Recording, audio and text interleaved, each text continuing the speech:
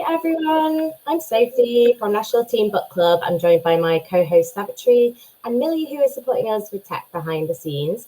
Welcome to today's National Teen Book Club broadcast. We're delighted that you've been able to join us. This Q&A will last for around 45 minutes. We'll start with a quick introduction to our guest speaker, and then we'll move on to questions and discussion. Joining us today is Heather Askwith, who publishes under the name H.F. Askwith. Heather is a British writer of dark, fantastical fiction. A Cruel Twist of Fate is her second novel, which follows her debut, A Dark Inheritance. Heather gained a distinction in her Masters in Creative Writing, and in addition to her writing, Heather has a love of puzzles, escape rooms, and cyphers, which are secret or disguised ways of writing or codes. Those, in turn, have influenced her work. This session is the first in 6 author talks, which are linked to our hero read for the term, which is Charlotte Bronte's gothic classic Jane Eyre and Patrice Lawrence's abridged retelling of the story. So what's the link? Jane Eyre was actually a big influence on A Cruel Twist of Fate, the book that Heather's written. Both involve young women who've become governesses in mysterious manor houses in wild and windswept locations with dark family secrets to uncover. We're going to speak to Heather now about her other influences, recommended reads, and career to date. And you can submit questions for her via the Q&A Slido function underneath the stream on your screen. You may have to scroll down a little bit to see it. You can also submit questions via the QR code on screen or by typing in the code online.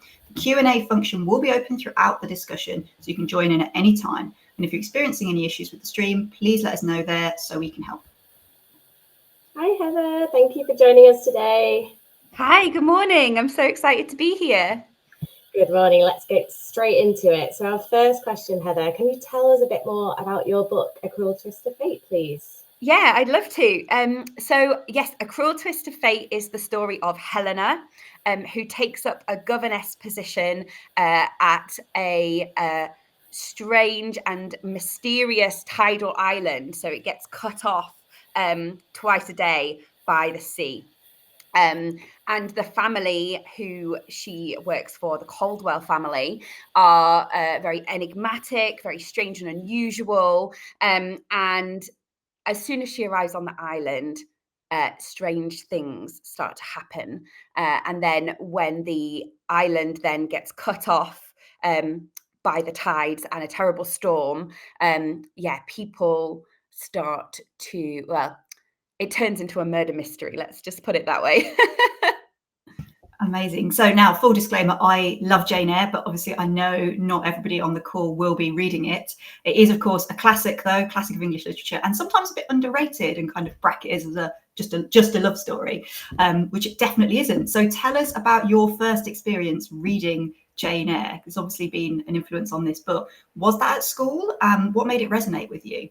No, so I read it as an adult. It was like quite a few years ago now. I decided that I wanted to visit some classics that I had never experienced before, and Jane Eyre was top of the list for me because it was one that I'd always wanted to read.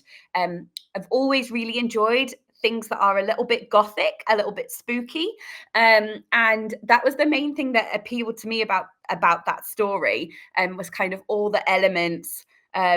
The dark secrets, the Thornfield Hall as the setting, and kind of all of those elements that were a little bit strange, a little bit dark.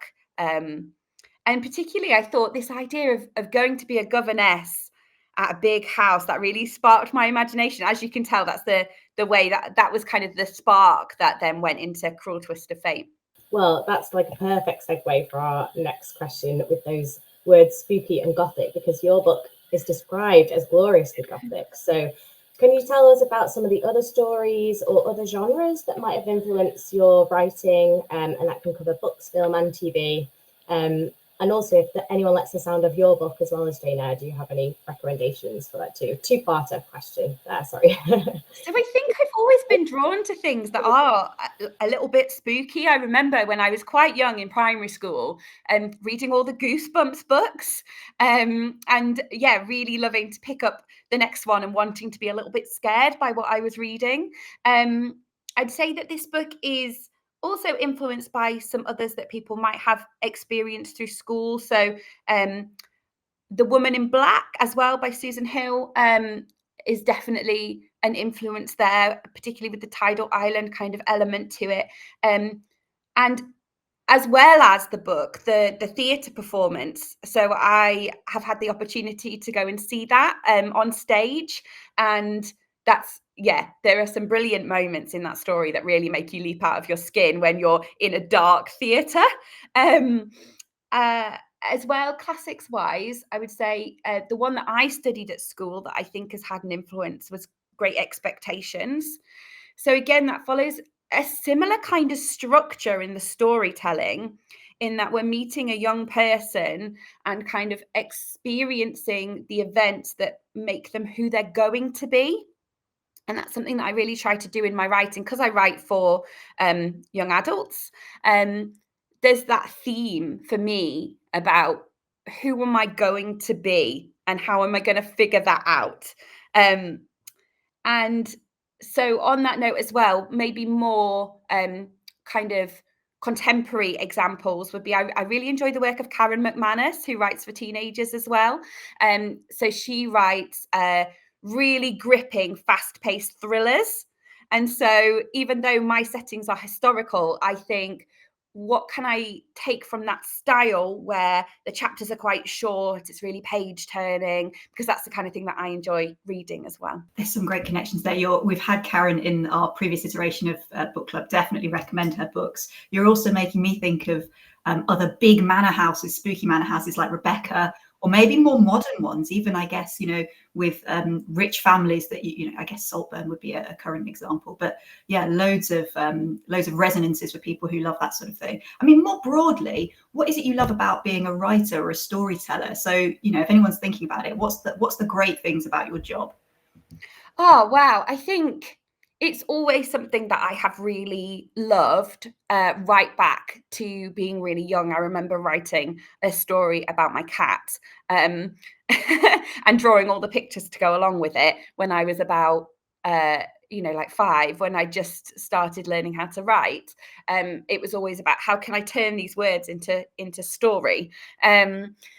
And so it's something that's kind of always flowed for me through everything that I do. So I've always been writing, and now, I'm really fortunate that I get to share those stories with people now, which is super exciting. Thanks, Heather. And can you talk to us a bit more about that journey? So, like, your journey to being published, how did you become an author? Oh gosh, yes. Okay. So I suppose when I was at school, I would have told you that I wanted to be a writer, but I couldn't have told you how you get there. I think I didn't really understand how you actually make it a thing that you could do. So I went to university and I studied media studies and journalism. And I always maybe imagined that I might write maybe for magazines. I was trying to think of ways, how do I take this love of what I do and turn it into a job? And actually, through the course, I learned so many different things and I really enjoyed it. I got to watch some very cool movies. I did a unit on horror films, which was really good fun as well. And came to the conclusion that actually going into journalism wasn't going to be the thing that I wanted to do. And because I loved working with young people and I'd really enjoyed that, I did my teacher training. So I taught English in secondary schools and got to talk about writing and talk about my favorite books, and I had a brilliant time. And alongside that, you mentioned that I did a master's degree in creative writing, so I did that alongside as like an evening course. So I really kind of carved that time out and said, like, this is important enough to me that I'm going to do this as well as the work that I'm doing. And actually, I had written a couple of full-length book-shaped things that never turned into anything. And I think, I might well have given up if I hadn't had the structure of the course. But because I had the course, I kept producing new things to share with the people on my course, and so that kept me going when I was sending my work out and it was getting lots of rejections at that time, and I'm so glad that I kept going, because the next thing that I worked on was A Dark Inheritance, which ended up being my debut novel. So I'm traditionally published, which means that I work with a publisher, and the route that you would typically go to work with a traditional publisher is that you would get an agent first. So when I say that I was receiving rejections, I was sending my work out to agents in the hopes that we could work together. And then the agent is the person that represents you as an author, and they speak to the publishers, send your work to them, and hopefully you then have a book. You meet an editor through your agent and have that relationship.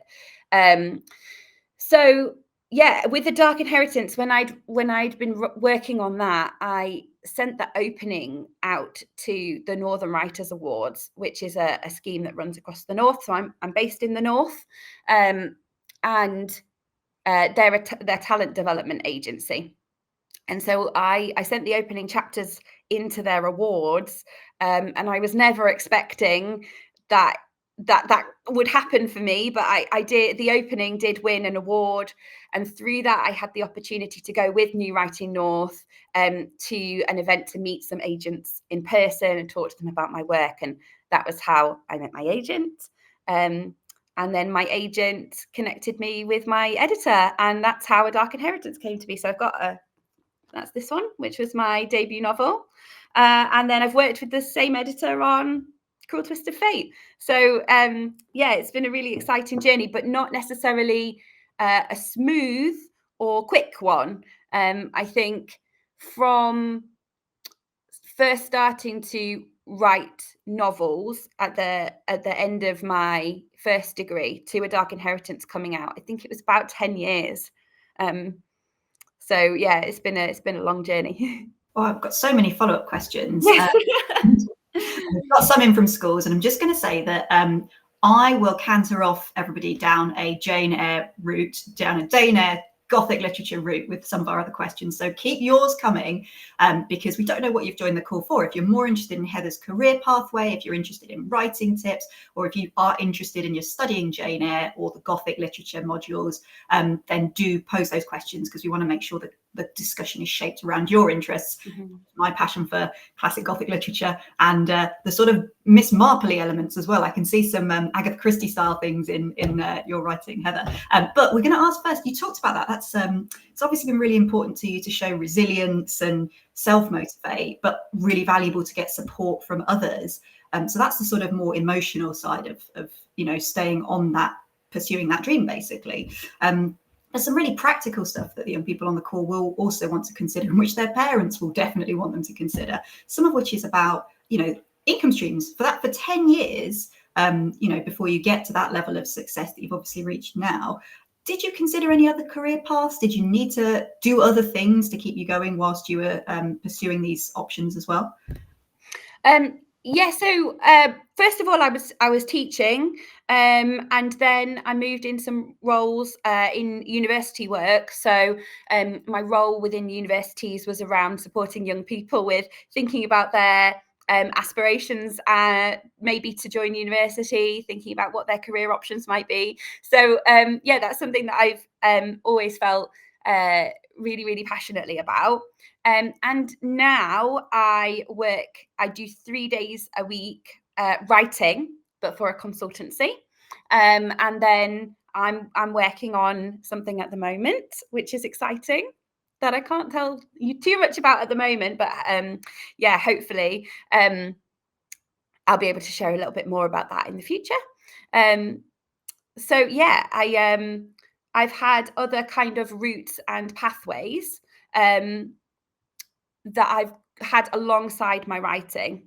Thank you. I wanted to ask as well a question about creativity. You said it took 10 years to be a writer, and you've got these other projects, these other work commitments that you're doing alongside your writing and that journey. So how do you nurture creativity, which is so important to so many careers, not just creative careers, and how do you keep that spark going? Can you elaborate on that for us? Yeah, so I think in terms of nurturing creativity, for me, a big part of it is making sure that I'm consuming a lot as well. So I'm doing lots of reading. I am, trying to have different experiences and go out and have day trips and adventures and things like that, because you never know where you might find a little bit of inspiration.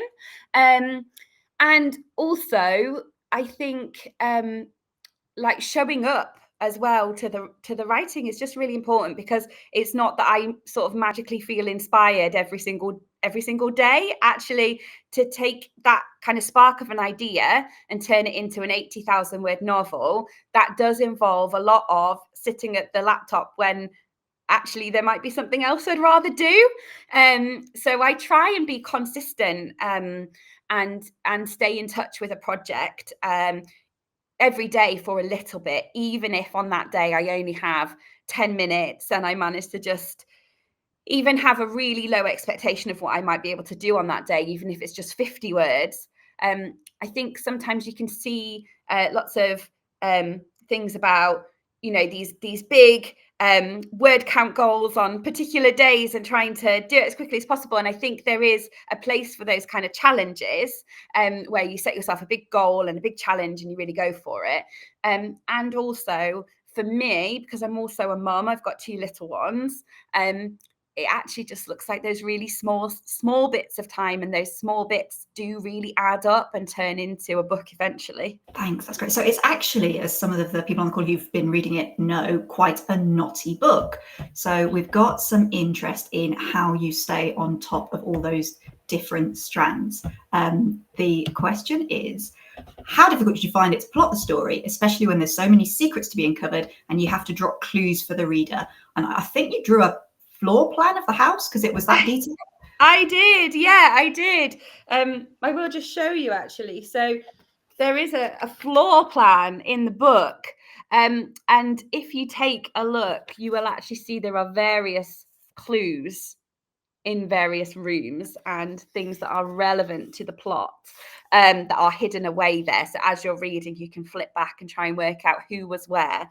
I really wanted this to be a story where the reader could solve the mystery before our main character Helena does. I really wanted it to be kind of satisfying in that way, where you can crack it before she does, because if you piece together all the information.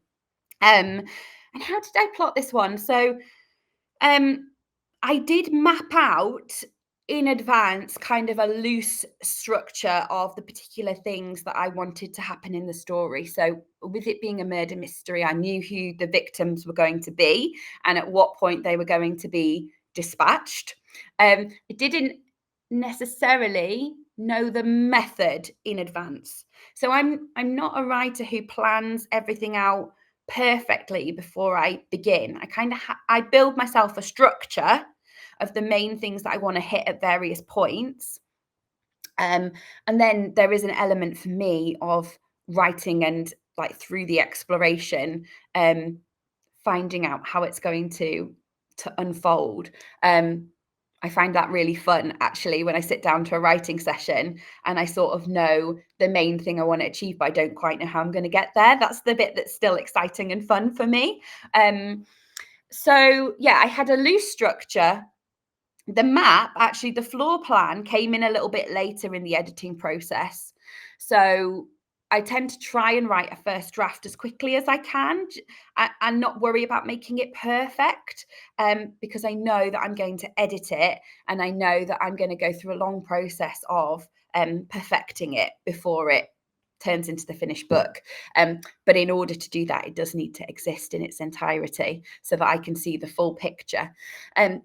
So the map came in at a later point because I realised that I needed to know exactly where everybody was at certain points, and where certain places were in the house. So I drew it as I'm not artistic in the slightest. So it was a really messy scrawl. And it was my publisher who found that wonderful illustrator who then made it look stunning to go in the book there and act as a clue for you if you're reading it, then you can have a little look at what's where. Thank you, Heather. I'd love to ask a bit more about the editing process. Maybe we'll come to that later. The Cruel Twist of Fate, one of the themes is destiny and how it can be influenced or changed, which is also something that's explored in Jane Eyre.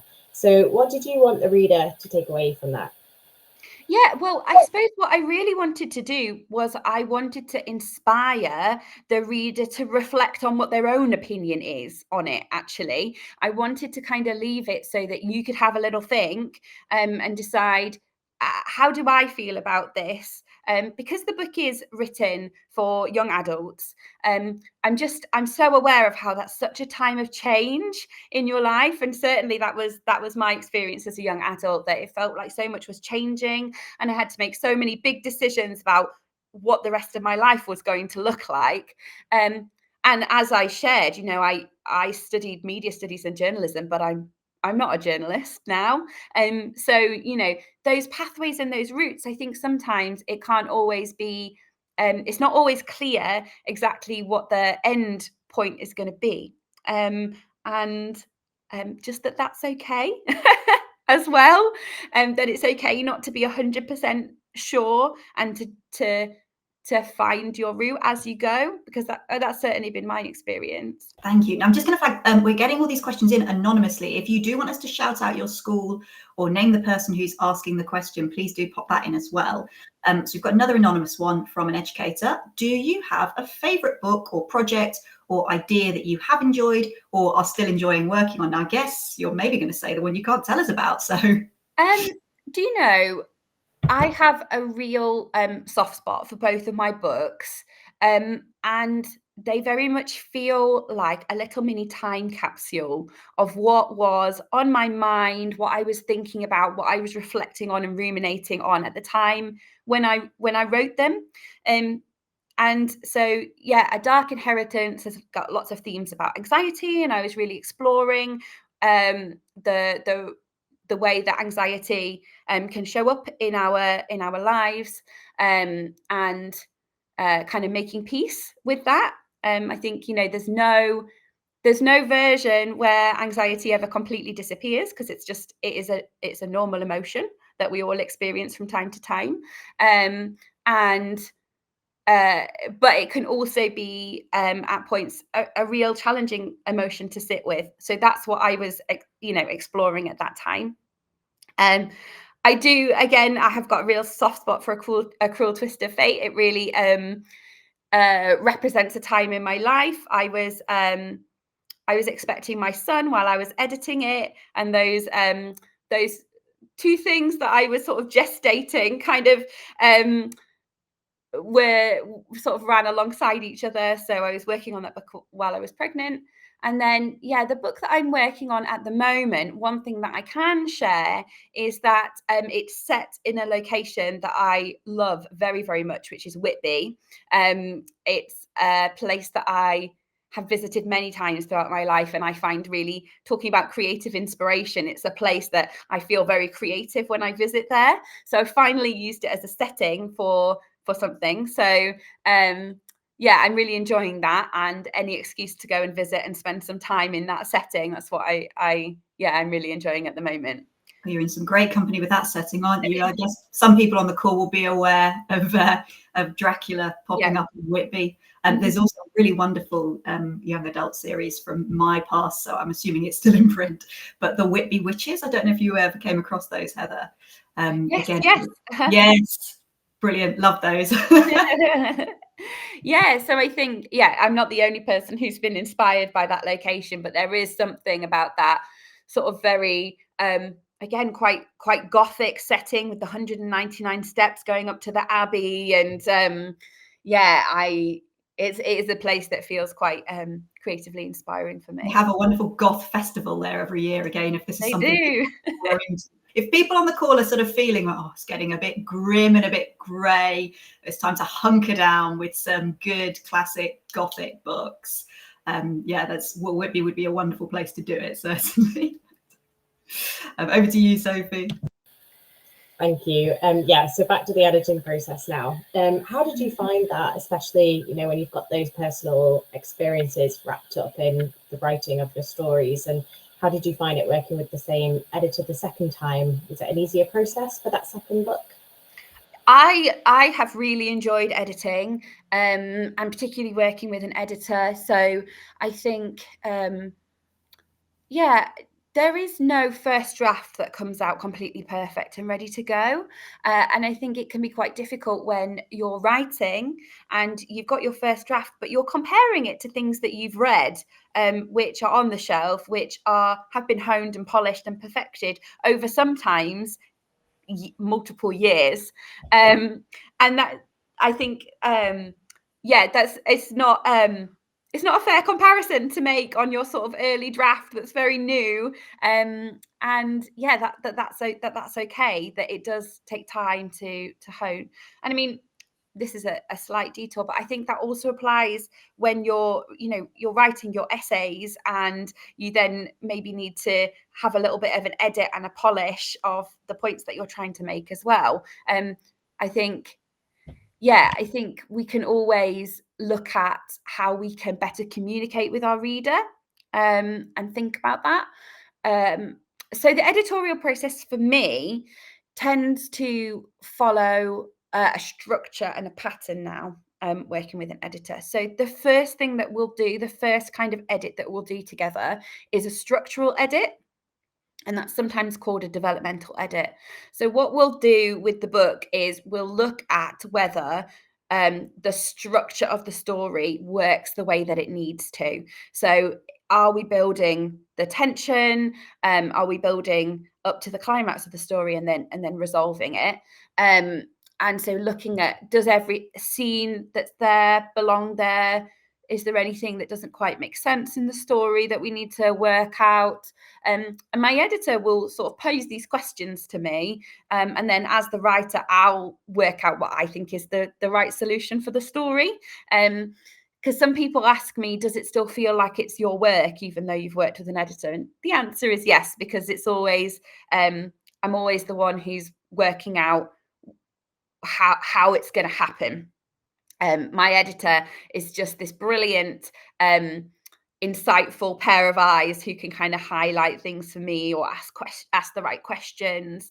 And yeah, we work really collaboratively as well. So she'll help me sort of like brainstorm ideas of ways that things might shift, or better communicate the themes that I'm trying to communicate.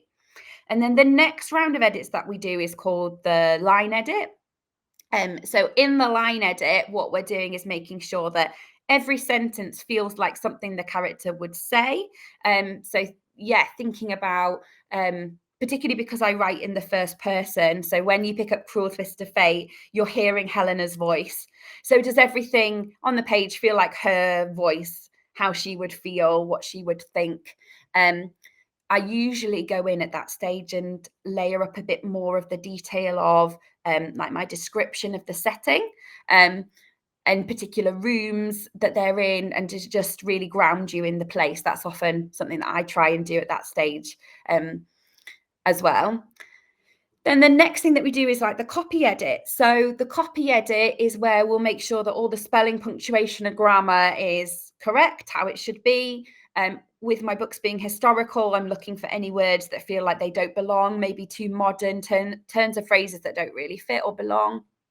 But what I just want to share with you is that copy edit comes right at the end, because if I tried to do that first, then there might be chapters or scenes that actually don't exist by the time we get to that stage. So there's no point polishing it up straight away, because that scene might not end up staying. So that's leaving that bit till the end and making sure that that's kind of just like the polishing. And then I do my final proofreads, which is the moment where nothing else can change again. So that always feels a little bit like a momentous occasion when I do the final proofread and close the book and say, I'm finished. Must be a sort of relief for that. I mean, I guess I know from, I was an English teacher, I know it can be really challenging when you get a piece of work back and it's covered in pen. I don't think we use red anymore, do we? Most teachers, we go for green, it's a bit friendlier. But many jobs, when we do copywriting for our organisation, it has to be the best, right? You have to keep at it. So even a great first draft still needs what sounds like a real amount of work there. 5 Acres High School have asked us some brilliant questions. So I think we're going to go through those one at a time. But I'm going to start with, since it follows on from what you've just said there, have you ever experienced a disagreement with your editor and had to stick to your guns? Do you know, I haven't. My editor is absolutely incredible, and she really has a very clear sense of what it is that I'm trying to achieve. I think she really understands what it is that I'm trying to do with my writing, and so yeah, I haven't had that experience actually. I just feel like we're a really great team and we're both trying to achieve the same thing. So yeah, she's taught me so much as well, and I found the editing process of Cruel Twist of Fate much faster, much smoother, because I'd learned so much the first time around. Thank you, Heather. And another one from 5 Acre High School, one that I would love to ask myself. This is from Lily. How much control do you have over the design of the front covers? Oh, that's a great question. So the team that I have, so I work, my publisher is Penguin, so the team that I have, they have their team of designers who come up with the designs, and they do send them through to me, and I've been really fortunate with these 2 beautiful covers. I mean, they are just everything that I could have dreamed of. So yeah, I mean, they're so skilled and I'm not artistic at all. So as soon as, you know, both of these designs came through to me, I was just like, wow, that's incredible. Like, I love it. So I love these elements. These little skulls here are inspired by something that features in the book. If you've read it already, you know what that's inspired by. You've got the house there on the quay. These keys are really important to the story as well. So I think, yeah, I love what they've done. And yeah, it's, so I'm not the one designing them, and I don't come up with those designs or ideas. They send them to me, and wow, how lucky am I?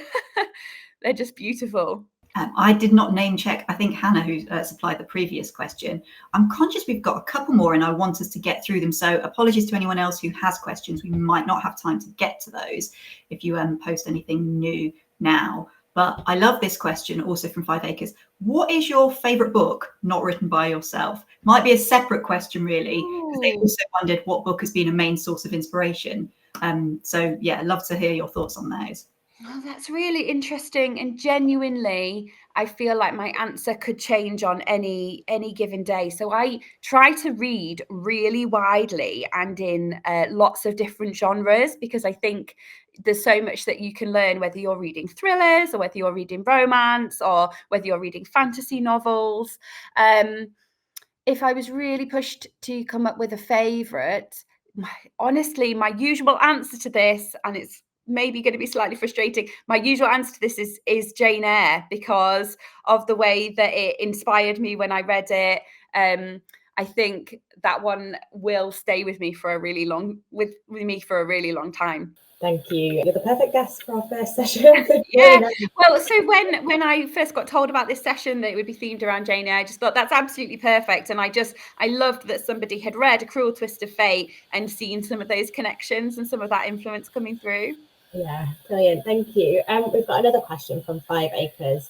They would like to know, have you always wanted to write in the kind of mystery gothic genre? And will you explore other genres in future books? Or are you excited by thrillers as well? Oh, I love that question. Yeah. I think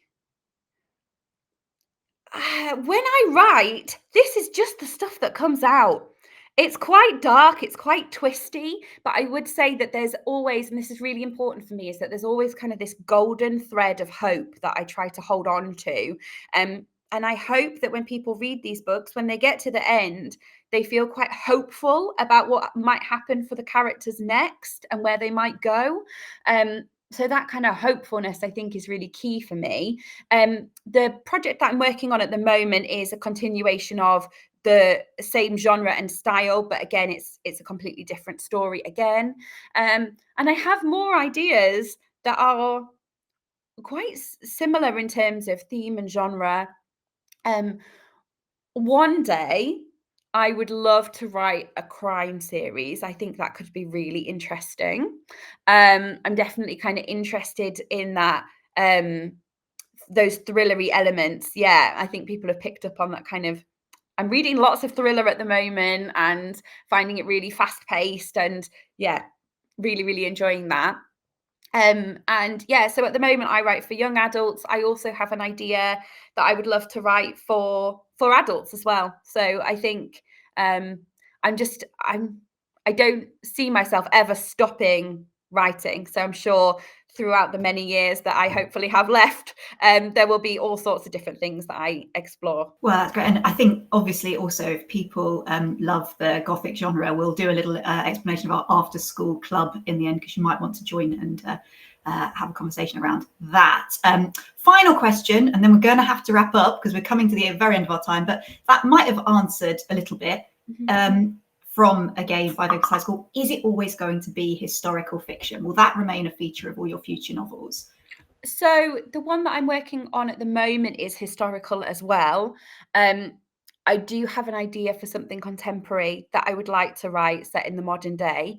I think one of the things that I find that I really enjoy about historical settings is the absence of technology.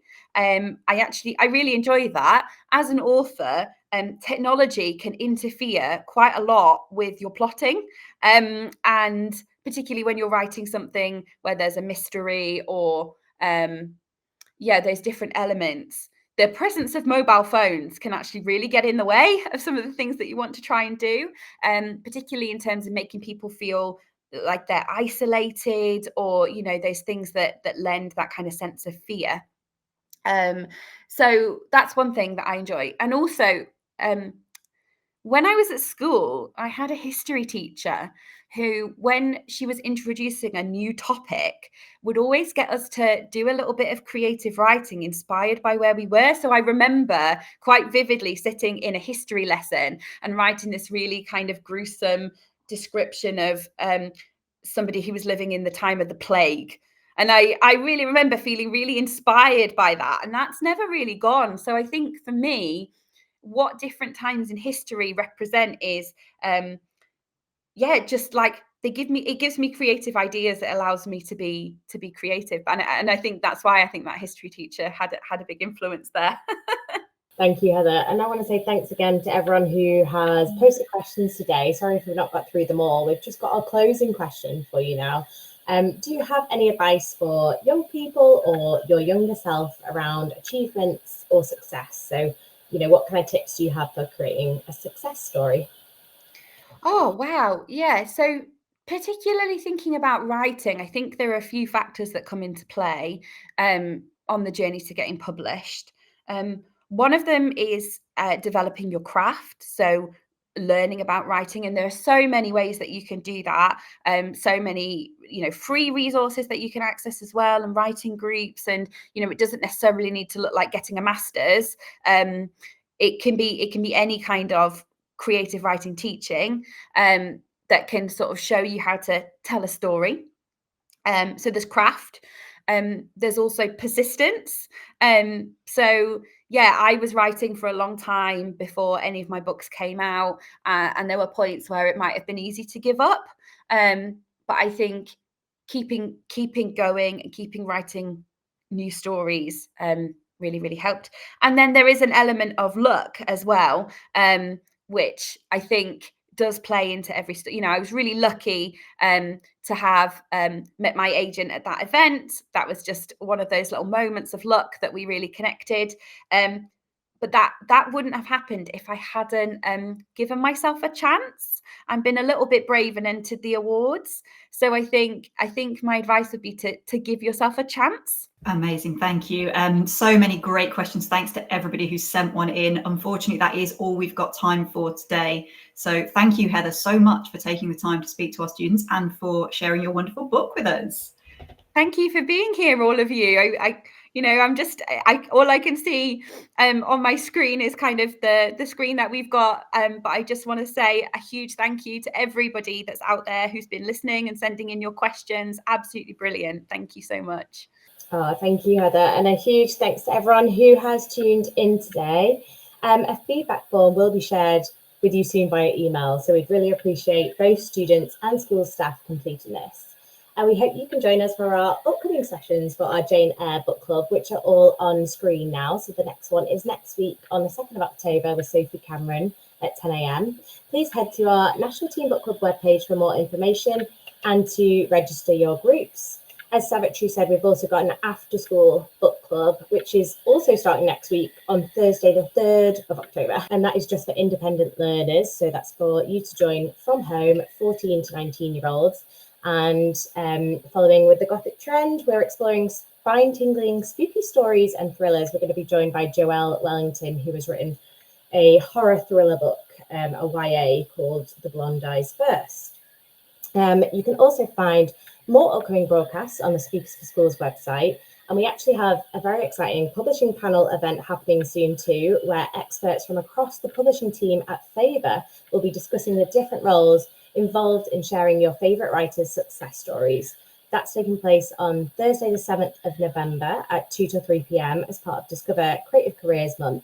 And details and a registration link will be shared in our email following today's session. So yeah, there's absolutely loads for you to get involved with, and we can't wait to see you there. So thank you again for joining us, and we'll see you soon. Have a great day, everyone.